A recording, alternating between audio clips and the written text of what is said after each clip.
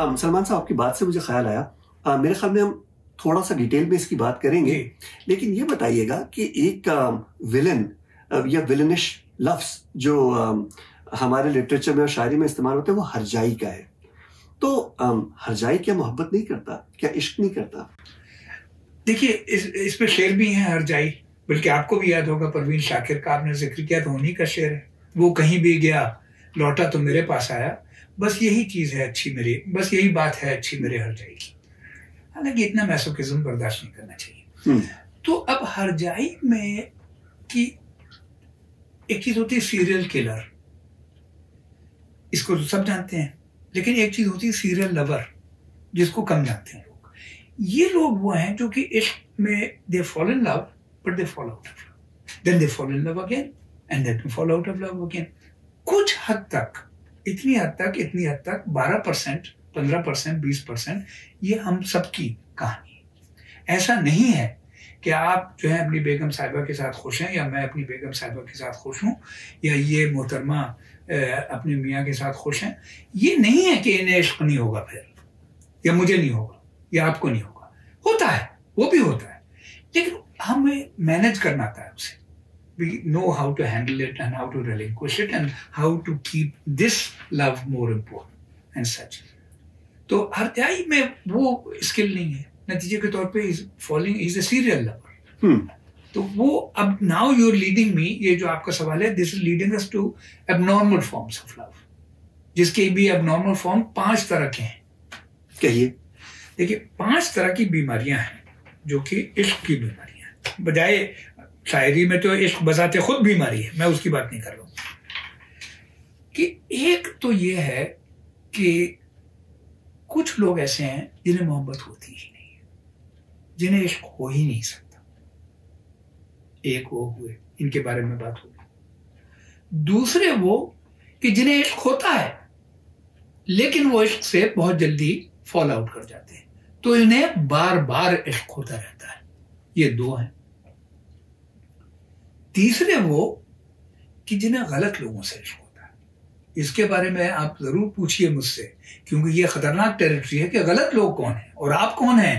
आप डॉक्टर हैं, कोई मुफ्ती हैं कि काजी, कि आपको क्या पता गलत सही क्या है? ठीक है ना, आपको क्या जा रहा है कि आप कहें गलत? तो मैं एक्सप्लेन करूंगा इसको आपको।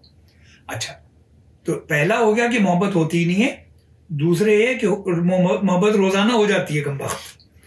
तीसरा ये कि गलत लोगों से मोहब्बत होती है। 3, चौथा ये कि मोहब्बत हो जाती है लेकिन उससे निकल नहीं सकता।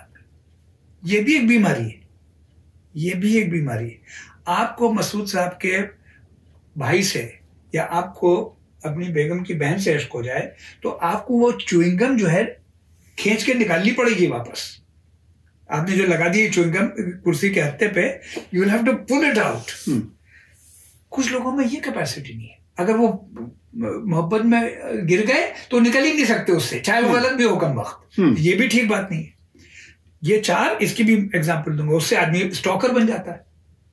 अच्छा, और 5वां कि वो बीमारी कि आपसे कोई आदमी मोहब्बत करता है बहुत ज्यादा और आपको महसूस ही नहीं हो रही, आपको महसूस ही नहीं हो रही कि इट्स लाइक आपने कुछ कलाकंद खाया या बर्फी खाई या बकलावा खाया, आप कहते हैं इसमें शक्कर ही नहीं है, वो शक्कर से भरा हुआ है।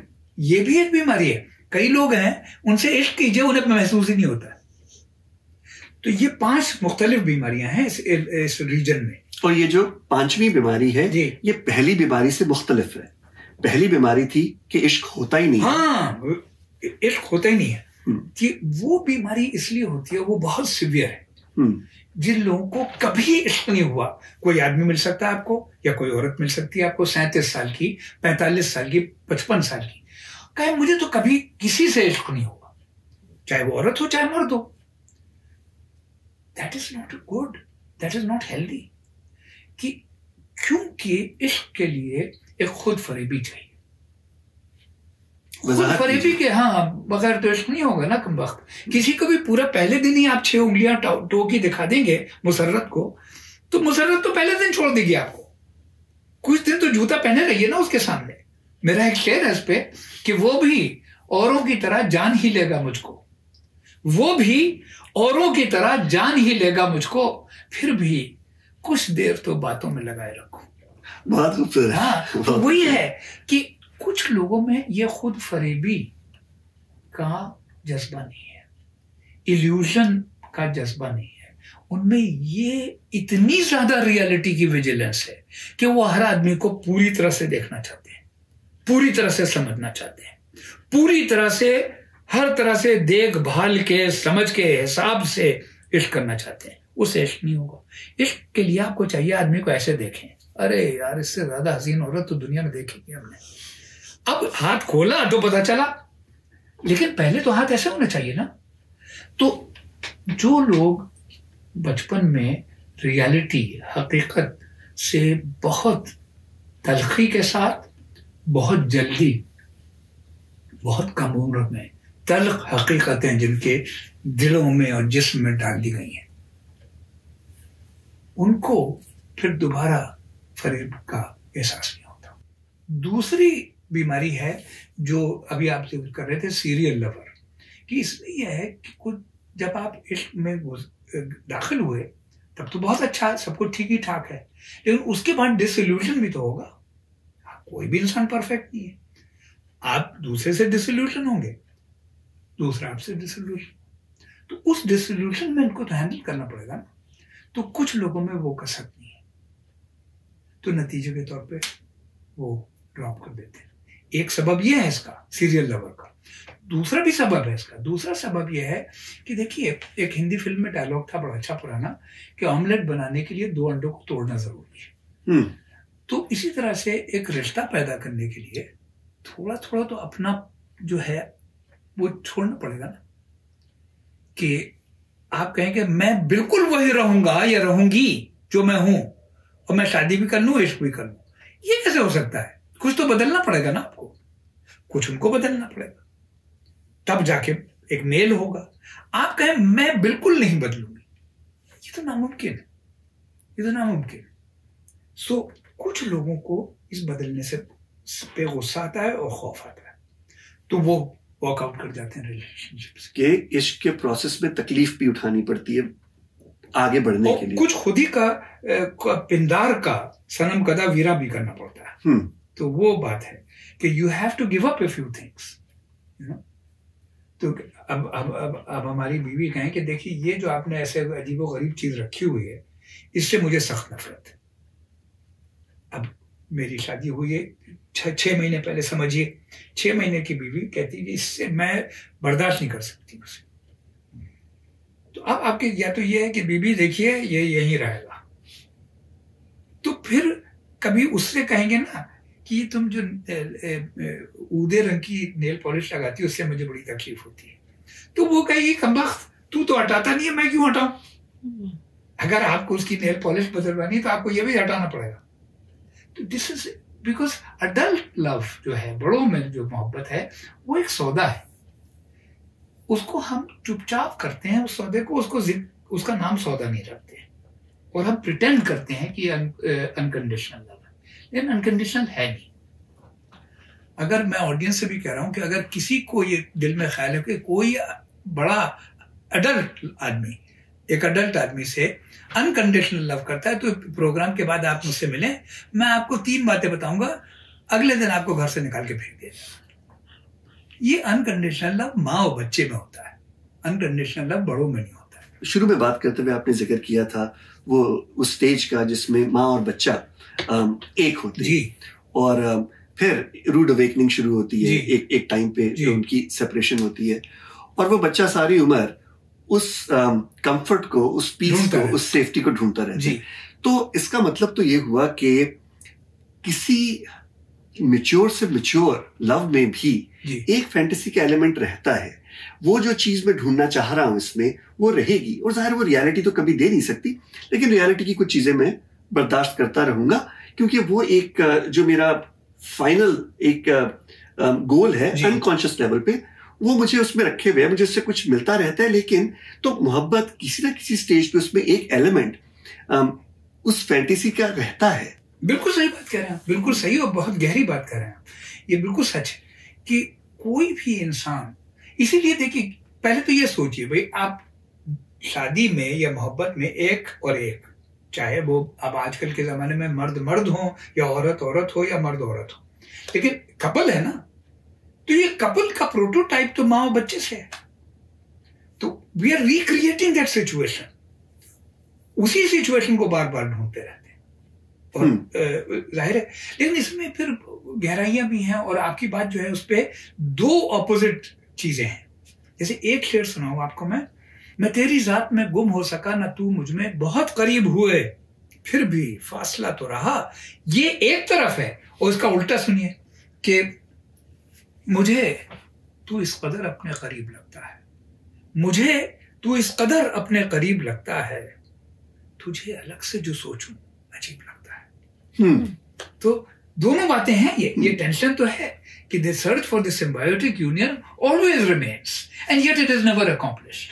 And वो रहता है। अब during sexual intercourse के कुछ लम्हों में शायद वो एक transient complete fusion मिल सके, लेकिन वो transient है, वो illusory है, वो permanent, वो physical है, emotional जी, तो emotional भी हो, लेकिन वो temporary है, very transient, you know।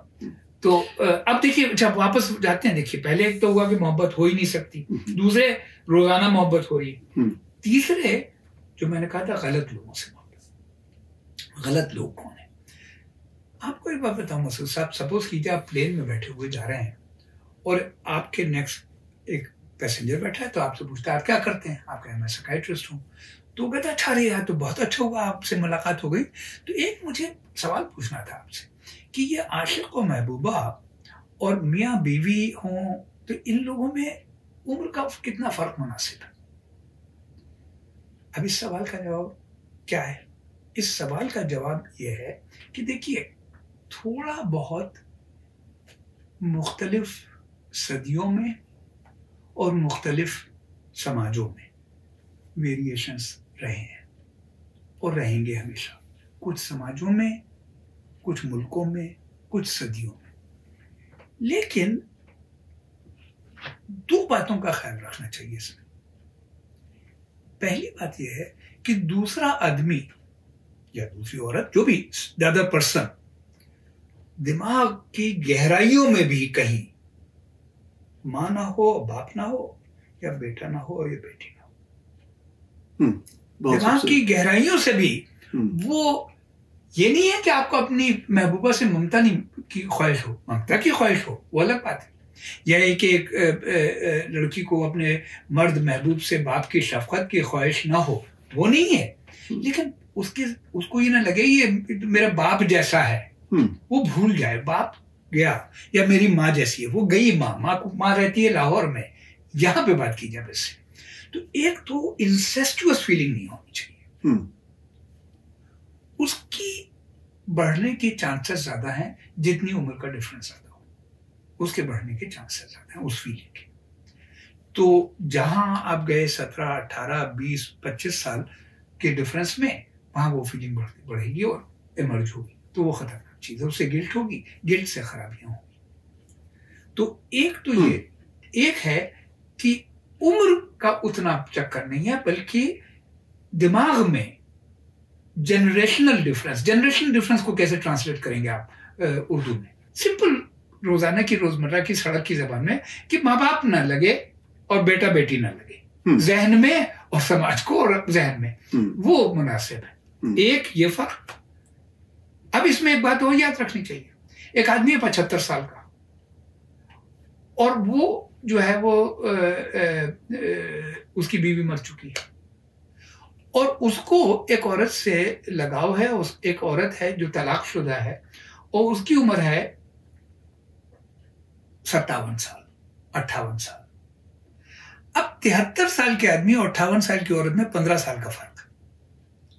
ये 15 साल वो नहीं है कि अगर एक 35 साल के आदमी को या 36 साल के आदमी को 19 साल की लड़की से मोहब्बत हो, तो कहीं कहीं ये इतना टाइट नहीं है चीज ये।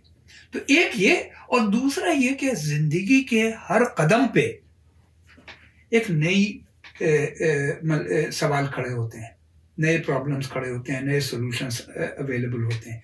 तो मियाँ बीवी बहुत ज्यादा डिफरेंट कामों में ना हो। अब आपकी जैसे उम्र होगी कोई 50-55 साल, तो आप अगर 18 साल की लड़की से शादी कर लेंगे तो आप चाह रहे हैं कि अब ये मैं सोचूं यार कि should I sell the house and go to an apartment, बच्चे कब कॉलेज जाएंगे मेरे, कॉलेज के ट्यूशंस क्या होंगे। वो कमबख्त खुद कॉलेज जाना चाहती है। तो नतीजे के तौर पे उसकी प्रीऑक्यूपेशंस इतने अलग हैं आपसे कि वो मिसमैच हो गया। तो लाइफ के डेवलपमेंटल टास्क में मियाँ बीवी करीब करीब हो और उम्र में, जनरेशन में, दिल में डिफरेंस ना हो जनरेशन का, एक ही जनरेशन की हो। हम नस्ल, चलिए हम सफर तो हो कमबख्त, लेकिन पहले हम नस्ल तो हो, तो हम नस्ल हो और एक ही तरह के कामों में। अब वापस आते हैं इतना घूम के कमबख्त जवाब, गलत लोगों से इश्क करना। गलत लोगों में सबसे पहला यह है कि वो लोग जो आपके बाप को माँ की जगह पे, अगर जैसे आपको अपनी खाला से इश्क हो जाए तो then you are in deep trouble and you are troubled person, ठीक है ना। अच्छा, तो या आपको अपनी बहन की बेटी से इश्क हो जाए, वो भी प्रॉब्लम है। ये तो हो गया खानदान में, लेकिन खानदान से बाहर भी मेडिकल स्टूडेंट है, हम डॉक्टर हैं, पढ़ाते हैं मेडिकल स्टूडेंट से, उनमें क्या खूबसूरत नहीं है, एक से एक खूबसूरत, उनसे तो इश्क नहीं कर सकते ना, वो ममनुआ है। तो क्या है कि एक तो जनरेशनल बाउंड्री को क्रॉस करे वो गलत है। दूसरे, बाहर जाके भी कुछ रिश्ते इस पे होते हैं, डॉक्टर मरीज, टीचर स्टूडेंट, ये सब जो है इस तरह से। फिर दूसरे, आप शादीशुदा आदमी से इश्क करें तो वो आपको अवेलेबल नहीं है। तो नतीजे के तौर पे वो इश्क गलत लोगों से है जो जिनकी शादी हुई है, जो आपसे उम्र में बहुत बड़े हैं, जो आपसे उम्र में बहुत छोटे हैं, या जो आपसे समाजी और मुआशी और इखलाकी और जहनी लेवल से इतने डिफरेंट हैं कि आपका उनसे कोई डायलॉग नहीं हो सकता, बात नहीं हो सकती। ये 4 तरह के लोग गलत लोग। कुछ लोग हैं उन्हें इन्हीं से इश्क होता है। आप जानते हैं, आप भी डॉक्टर हैं, मैं भी डॉक्टर हूं, मरीज हैं, वो सिर्फ शादीशुदा औरतों से इश्क करते हैं, उम्र में बहुत बड़े, उम्र में बहुत छोटे लोगों से, और अपने से बहुत ज्यादा मुख्तलिफ, इतना मुख्तलिफ कि गुफ्तगू ना हो पाए, ये गलत लोग हैं। तो तीसरी, पहली कंडीशन है इश्क ना करना, दूसरी है बार बार इश्क करना, तीसरी है गलत लोगों से इश्क करना, चौथी है, इससे पहले हम चौथी पे जाए सलमान साहब, तो इसके पीछे क्या चीज कार फरमा है? क्यों कुछ लोगों को गलत लोगों ही से इश्क होता है? क्यों? देखिए, हाँ सच बात है, क्योंकि हम शुरू करते हैं उन लोगों से इश्क जो गलत हैं, लेकिन हमें पता नहीं, हमको लगता है सही है। आप अगर ईमानदारी से मुझसे पूछें, बंदूक रख दे मेरे कनपटी पे, कहें कि दुनिया में सबसे अच्छी बीवी तुम्हारी कौन हो सकती थी, तो मेरी अम्मा से अच्छा कौन होगा? मेरी वालिदा से तो अच्छी औरत मैंने देखी नहीं, पढ़ी लिखी थी, तमीजदार थी, ये तस्वीर भी रखी हुई उनकी, और साड़ी पहनती थी, कॉलेज में जाती थी पढ़ाने, और किताबें भी लिखी उन्होंने, फ्रॉइड को भी पढ़ा हुआ है। 1939 में 39 में उनका मजमून है जिसमें फ्रॉइड को कोट किया हुआ है। हाँ। एक निहायत पढ़ी लिखी, रोशन दिमाग, मुसलमान, नेक, literary woman, speaking very good Urdu, cooking extremely good aloo methi and बकरी का गोश्त। अब इससे अच्छी औरत आपको दुनिया में कहां मिलेगी? लेकिन मैं 5 साल का था ना भैया, वो थी जब हो रही हुई 30 साल की, तो इश्क तो वहीं से शुरू हुआ, आपको भी हुआ होगा। तो पहली बार जब हम इश्क करते हैं वो गलत ही होता है, लेकिन हमको पता नहीं है ये गलत है, फिर हल्के हल्के पता चलता है गलत है, तो फिर उसको छोड़ना पड़ता है, फिर चची से हो जाता है, खाला से हो जाता है, फिर स्कूल टीचर, स्कूल की प्रिंसिपल से हो जाता है, हल्के हल्के अपने आप को समझाना पड़ता है। कुछ लोगों में ये प्रोसेस जो है वो गलत हो गई है, तो नतीजे के तौर पे वो उसी अम्मा को ही ढूंढते रहते हैं। तब किसी और की बीवी से करेंगे, पहले बाप की बीवी से, फिर किसी और की बीवी से, या पहले बाप की माँ के मियाँ से, फिर किसी और के मियाँ से। तो वो जो है वो फिक्सेशन है, वो प्रॉब्लम है। तो ये तो हो गई तीन। अच्छा, चौथी ये है कि जब आपको इश्क हो जाए, कभी कभी ऐसा भी होता है, कॉलेज में है, मेडिकल कॉलेज में इश्क हो गया, वो लड़की कहती है कि मेरी तो उनसे मोहब्बत है, मेरा तो उनसे निकाह हो रहा है। अब आपको सूनर लेटर तो दिल को वापस खींचना पड़ेगा ना। या ये कि आपको इश्क हो जाए अपनी किसी क्लोज रिलेटिव से, तो भाई आपको वो तो इश्क वापस खींचना पड़ेगा। आपको इश्क हो जाए मलका तरन्नुम से, नूरजहां, वो तो आपसे शादी करने वाली नहीं है। आपको इश्क हो जाए ये निकोल किडमन से, या ये कि ऐश्वर्या राय से, तो उनसे तो आपकी नहीं होने वाली शादी। तो नतीजे के तौर पे इश्क हो भी चाहे आपको, लेकिन उसको वापस खींचना पड़ता है कि अनरिक्विटेड लव को अंडरस्टैंड करना पड़ता है। आप किसी से इश्क करें, आप क्या कहें मुझे तुमसे मोहब्बत है, वो कहती है I am not interested in you. अब क्या करो? तो हम सबके साथ ऐसा हुआ है कभी ना कभी।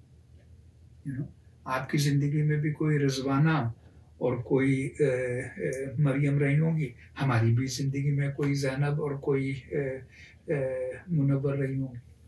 तो ये सब तो सबके साथ होता है। लेकिन अब क्या किया जाए? लेकिन कुछ लोग होते हैं जो कि जब वो इश्क में फॉल करते हैं, वो निकल नहीं पाते हैं उस कुएं से। अब पता चला कि आपने उन ऐसे आदमी ये करते हैं कि लड़की से मिले, कहले भाई मुझे तुमसे बहुत मोहब्बत है। उसने कहा देखिए आई एम नॉट इंटरेस्टेड। नहीं, मैं तुमसे बहुत प्यार करता हूं, तुम जानती नहीं हो। कहती देखिए आई हैव अ बॉयफ्रेंड, मेरा रिश्ता तय हो चुका है, आप मुझे छोड़े। नहीं नहीं, देखो मैं फूल लेके आता हूँ। आप कहें मुझे फूल नहीं चाहिए, चॉकलेट, मुझे चॉकलेट, मैं गजल लिखूंगा तुम्हारे बारे में बहुत अच्छी। नतीजे के तौर पे ये अब उसके घर के सामने खड़े हुए, उसकी रिक्शे के पीछे पीछे साइकिल पे चले जा रहे हैं। तो ये बिकम्स ए स्टॉकर। ये भी बीमारी है। और आखिरी बीमारी इसमें यह है जो पैसिव रिसेप्शन एंड पे है, ये तो एक्टिंग एंड पे है। रिसेप्शन एंड पे है कि कुछ लोग ऐसे होते हैं जिनसे आप जितनी भी मोहब्बत करें, जितना भी इश्क करें, उन्हें महसूस ही नहीं होता। उन्हें लगता है कि आप मुझसे मोहब्बत नहीं करते। ऐसा भी होता है।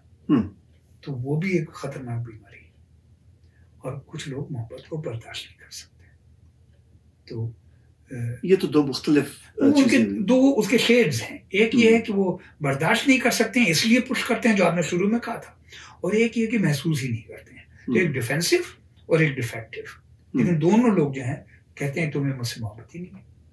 तो ये भी तो ये आसान चीज नहीं है कि एक आग का दरिया है और डूब के जाना है, वही बात है। इश्क में कामयाबी किसे कहेंगे? कामयाब इश्क का आम मतलब जो है, जो खास तौर पे ये बॉलीवुड की फिल्मों ने खराब किया, आजकल तो बेहतर हो गई थोड़ी बहुत, लेकिन ये जो 50s, 60s, 70s की फिल्मों ने दिमाग खराब किया।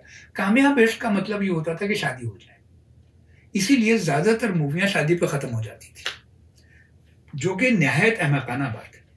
तो कामयाब इश्क का ये मतलब नहीं है कि आप एक लड़की है, उसका नाम है मोना, आप उससे इश्क करें, आप उससे कहें मुझे तुमसे मोहब्बत है, और वो कहे मुझे भी आपसे मोहब्बत है, तो देखने में लग रहा है ये कामयाब हो गया। ये कामयाबी नहीं है, ये तो बिगनिंग है भैया। अब आगे चलिए।